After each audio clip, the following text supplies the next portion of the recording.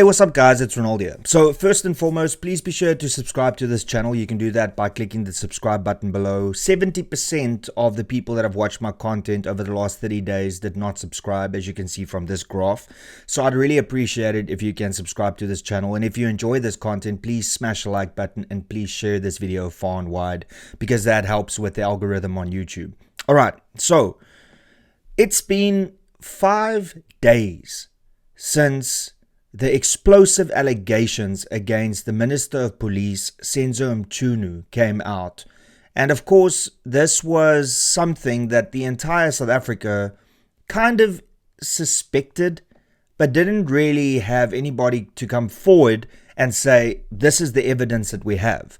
And now we are here, it's Thursday afternoon as I'm recording this on the 10th of July 2025, and Cyril Ramaphosa has not done anything, has not explained what the process is going to be, did not, put the minister on a timeout or say, we are going to push you aside until this investigation is done. We don't even know if an investigation is going to be done.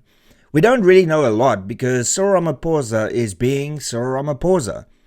He knew about this Sunday evening, and now it is Thursday, so that's Sunday night, Monday night, Tuesday night, Wednesday night, and we're going to go into the 5th day by tonight if the president doesn't respond. Now, the entire South Africa is up in arms, wanting to know what's going on. Is this factual? Are there evidence to prove that this has taken place?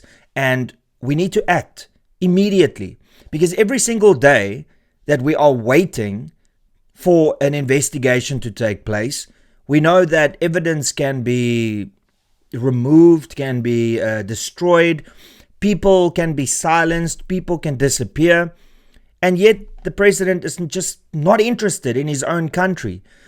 He was in Brazil for the BRICS summit or meeting or whatever it's called, and ultimately that is something that any president around the world would have immediately flown back to, but he decided to remain there and eventually, I think, landed yesterday in South Africa. But also, you would expect that the president immediately will address the nation and say, this is what we are planning to do. But yet none of that has happened, which just once again illustrates that South Africa is truly leaderless. Every single time we called on Cyril Ramaphosa to act like a leader and the president of this nation, he has failed us miserably. And we know that we live in a violent country. We live in a country where criminals can do and please as they want, whether it is murder, rape, corruption. Criminals get away with everything in this country, and prisons are absolutely full to the brim. So there's no will by the justice system to put more people in jail because it's already overcrowded, and then people get released. So you would think that in a nation with 84 murders a day and a violent sexual crime every few seconds in this country, that the president will act swiftly when the police minister is accused of being part of a syndicate, being corrupt, and trying to prevent justice from taking place in this country.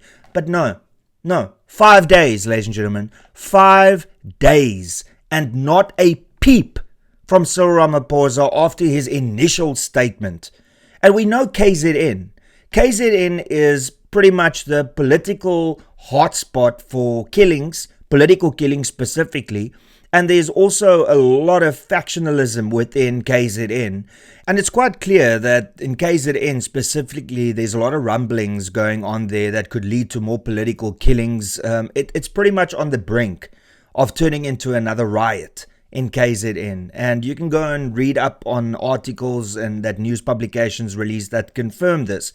There's a lot of animosity in KZN specifically right now because the complaints came out of KZN. Nhlanhla Nkwanazi, who is the provincial commissioner for the SAPS there, he's the one that made the explosive allegations. And the fact that the president is taking so long to address these complaints and the statements that were made, it's quite telling on two fronts. Firstly, it's quite clear that Cyril Ramaphosa does not know what to do. Now, the question is, does he not know what to do because it's going to cause a bigger divide in the ANC because now he will have to deal with Senzo Mchunu, who is the police minister? Or does he want to hide the things that are taking place? And he wants to silence Nhlanhla Mkhwanazi. You see, this is where the technicalities come in. But ultimately, 64 million people are waiting to find out whether the corruption in the SAPS runs all the way up to the Minister of Police. And we, as tax-paying South Africans and as citizens of this country, don't even get the most basic of responses from our president on a very serious allegation that has been leveled against one of his cabinet ministers, because it reflects badly on him. It reflects badly on him that he decided to choose somebody like this, which clearly has had issues in the past. And there are various other cabinet ministers that is allegedly involved in corruption and has been reported to be involved and also have been taken to court in some instances. Yet, here we are 5 days later after the president assured us that he will inform South Africa as to what's happening. But as of the 10th of July at 3 p.m. in the afternoon, it's now been 5 days and South African citizens are none the wiser.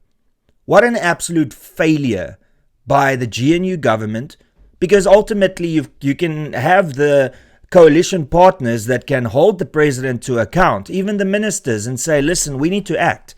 So this is, of course, a Cyril Ramaphosa failure. It's an ANC failure, but broader than that, it's also a GNU failure. So at what point are we going to get answers as to what is going to be done? We don't want to know right now whether Senzo Mchunu is guilty or not. We just want to know whether there's going to be an investigation, whether he's going to be put on leave pending this investigation. We don't know anything as it stands right now, and it's 5 days after the press conference by Nhlanhla Mkhwanazi.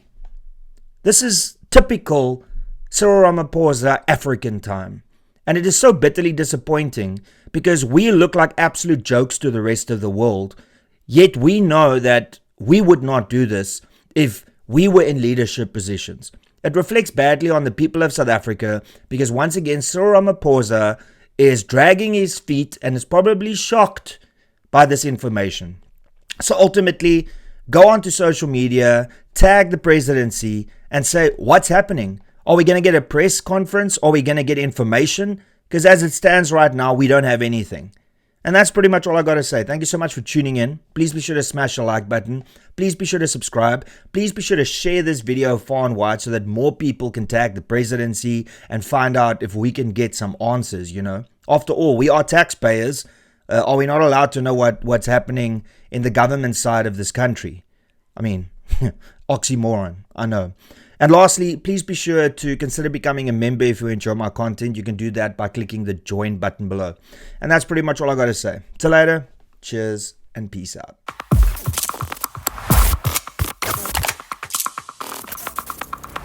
You don't even know me, but every time you see me, you say I went my massacre. You don't even know me, but every time you see me, you say I went my massacre. My massacre. You don't even know me, but every time you see me, you say, my massacre. My massacre.